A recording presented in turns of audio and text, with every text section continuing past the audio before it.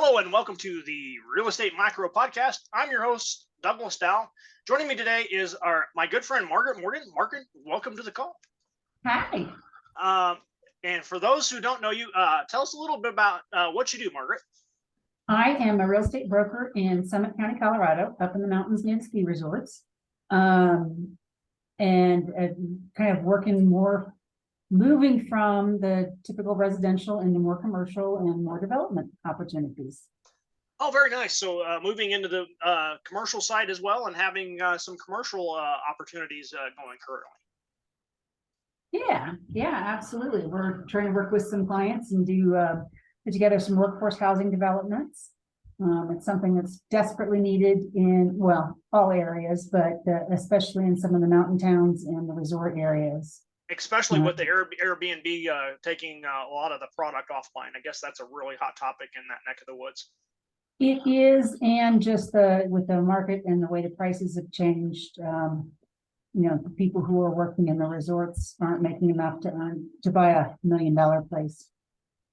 Absolutely. It's just it's a tough problem. And it's like, I want to be pro market. It's like, yeah, do what you want with your own property. I that's cool. And then it's the other side. It's like, well, if nobody can afford to work here, are we creating a bad problem also? So it feels like a really tough problem. It is. And I think Airbnb gets too much of the blame. I mean, that is a factor in it. But like a lot of these towns, things exploded during COVID. The population's been growing for quite some time, and town-wise didn't put as much forethought into it as they should have, maybe. So, and then you still have some of the small town mentality of, well, we want to keep it the way it always was, and we don't want all that. It's like, okay, we have a problem, we need solutions. Well, let's pick one. Well, we don't want to talk about that. We want it to stay just the way it never was. I like to say historic preservation on a building that was built in 1970 or something crazy like that. I'm halfway joking. Margaret, I'm fascinated. We didn't get a chance to talk to you, but how did you get in real estate generally? What attracted you to the business? Well, one, I moved a lot, and so doing a lot of that. And then when I first came up here full time, was working in property management. So they kind of naturally joined together. Yeah, and I guess in a lot of states, you actually have to have your real estate license to do the property management side. Is that true in Colorado also? Or long-term, Okay. Anything over 30 days, you need to. I see. Agent. And then it's like, oh, wait a minute. I guess I can sell some condos here while I'm at it and make that transition. Absolutely. And I'm really particularly fascinated. When did the commercial first start to enter your sphere? And like, wait a minute, that looks like that's a lot of fun. Let's go work with that. Just looking that there was a need for housing up here, and then talking with builders, and then more and more as you talk to investors and people who want to do something larger rather than just one condo or one home at a time. And it started to come up a fair amount too, right? It was like, wait a minute, this is starting to become a problem. Maybe we should look in to see what we can do. Absolutely. Yeah, absolutely. And then there's quite a lot of people working syndications and funds, and even some nonprofits that are working to help with that. And so if you need somebody to be a good client, what's a good way? I think a lot of people that listen to the podcast may or may not have had a lot of experience working with brokers. What are some of the things, tips you can give syndicators and beginning investors in terms of how can I be a good client, essentially? Well, obviously have a large checkbook and write checks. Right. Lots of checks. That would be, that's a great rule, isn't it? I know my dad wouldn't do that, and so now I want my clients to. Right. I would think having some idea of what you're looking for, starting to work through that beforehand. If you're coming into an area that's you're not familiar with, talking to your agent about, and your broker about what's going on in the market, where stuff is. And I wouldn't always necessarily go with, well, everybody says this. Where we're at, everybody said there's no land left. And it doesn't take a whole lot of research. So there is some land. There's not a whole, it's not obvious. You got to look for it. But And so it sounds like maybe there's some opportunities there where if they really, really look, they can actually find it and get something done. And it seems like with Summit County, Leadville and Fairplay are obvious choices if you're looking to build more affordable type product. Has that been pretty much your finding so far? yeah, the towns where the ski resorts are, the resort areas are, tend to be more expensive. There are usually area adjacents that you have your workforce housing in that are a little more affordable. You don't have to go too far. And then particularly as the market shifts, some of those areas that were booming because everything else was unaffordable, that'll be some of the first areas to things shift and Yeah, and it seemed like Frisco. I looked at the zoning in Frisco, and it seemed like there's no way to build anything affordable with their zoning. I didn't see an obvious, unless I guess if we're going to dig like 100 feet below terrain somehow, but only 4 feet, four stories high, I should say. I was like, man, I just don't see how the math works here in any way, shape, or form. well, and so like a town like Frisco, your land is limited, your land is very expensive. And then, yeah, you are having to work with the town, which can be a little less than supportive. Yes. A little more reluctant. Yeah, they seem to be more hesitant to do interesting things. I guess Silverthorne has been a little more aggressive in trying to do at least trying different things. And yes, well, and but historically, Silverthorne has been where the workforce lives. Yeah. So they're definitely seeing the problem and planning a little more aggressively to address it.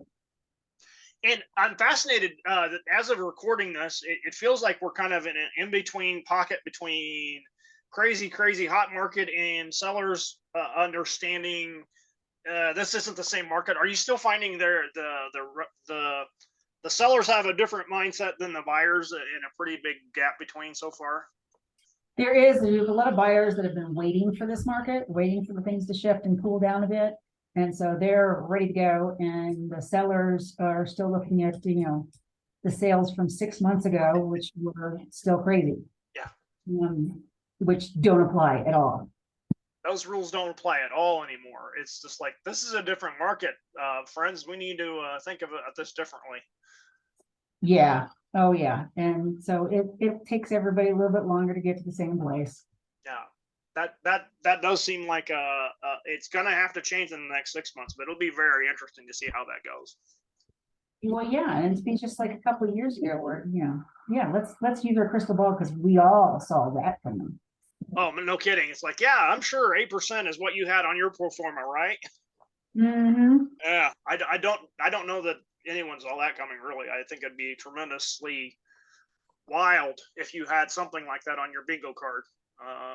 I sure didn't think so. Not given as flat as the interest rates were for so long, and then just to say all of a sudden, oh, well, now we got 8%. Huh. Well, and so many people are like, oh my God, it's so high, it's gone up so much. It's like, but 4% was unrealistic. Right. And so, but everybody was used to that now. Boy, and isn't that interesting too? I mean, I remember when I was young at the time, but literally the early 80s where 18 and 20% was like the conditions. And it's like, now we're just like having a gnashing of teeth over 8% interest. It's like, historically not that bad, but it just, I guess it's because it's so jarring, I guess is the reason why it's been so tough. Well, and I think as people like plan on developments or on purchases and for income producing property, you're factoring that 8% in with the just ridiculous property valuation growth appreciation over the last 2 years. If the 8% and what the prices were 3 years ago, it might not work. Yeah. 8% and 23% appreciation out of the last year. Yeah, not so much. That's not gonna happen. And it feels like as fast as it went up, it feels like it's gonna like settle down pretty quickly too. And that's gonna be interesting to see how that plays out. Well, and that'll be it. Yeah, it'll be interesting to see on which areas go, adjust quicker. Resort areas like we're at, like in 2008, it didn't really go down. It flattened, but it didn't go down. And, this area was 18 months behind Denver. So, That's interesting. So you're getting kind of a sense that maybe it may not like completely like maybe like a Phoenix that might really tumble, that the resort areas might just kind of level out, but nothing too dramatic, maybe. well, historically, that's what they've done. I'm not taking any bets on what it might happen now because Yeah. so many factors in there. Magic 8 Ball says outcome is cloudy, I guess is what the what the shake comes up as, if I remember correctly. And Margaret, in terms of working with you, what is the best are you interested in staying only in the Summit County area, or are you able to help people with anything in Denver also if they're interested? Yeah, we've been doing stuff all over the state. So okay, great, that's fantastic. And I will tell you, and for folks that don't know this, very experienced broker with some great very high level deeply capitalized investors. So really has tremendous background working with the folks that have big checkbooks. So trust me, she's able to handle the big transactions, folks. So don't worry about that. If you don't, just so you know, this is a commercial for Margaret. I just really gotta just say that's what it is. We're advertising for Margaret today. I'm just gonna say it.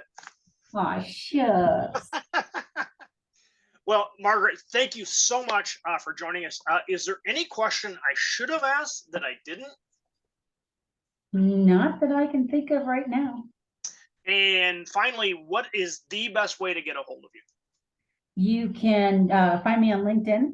I'm the one with the curly hair. Unfortunately, I have a very common name, so there's probably more than one of me. Or just shoot me an email at margaret@crss.homes. Okay, and guys, I will put that down in the chat for you here if you'd like to work with Margaret in buying some beautiful Colorado property. Big time. All right, thank you so much for joining us, Margaret. Sure, thanks so much for having me. It's nice to talk to you. You too.